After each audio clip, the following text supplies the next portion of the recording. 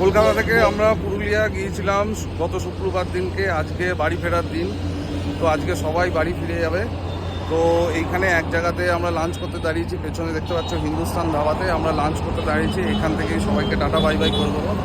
তো এবার মেইন জিনিসটা হচ্ছে যে কার সাথে এসেছিলাম সেইটা দেখানো। তো পুরুলিয়া গিয়েছিলাম কার সাথে, এই আমাদের the mighty, the king of north, আমাদের অরূপদা ফ্রম মিসিং গিয়ার্স। অরূপদা বলো কেমন লাগলো এতজনের সাথে মানে রাইড করে? তুমি তো অনেক রাইড করেছো, এবার তুমি বলো। না দেখো, সত্যি কথা বলতে এতজন রাইডার যখন একসাথে রাইড করি তখন সত্যি যেটা ভালো লাগে। আর যেখান যেখান দিয়ে যাই সেখানে সেখানে মোটামুটি একটা হেড টার্নার হয়ে যায় আমাদের গ্রুপটা।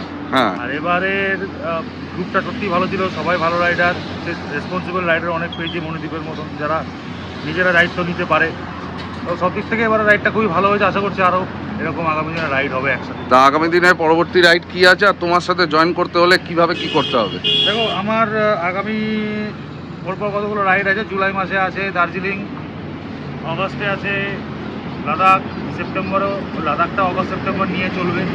তারপরে অক্টোবরে অরুণাচল, মেঘালয় আছে নভেম্বরে, ডিসেম্বরে ইয়ারেন রাইড, যেটা নর্থ বেঙ্গলেই হয়।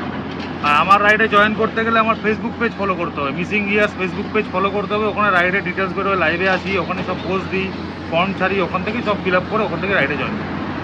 ব্যাস, তোমরা শুনে নিলে যে কিভাবে কি রাইডে জয়েন করবে।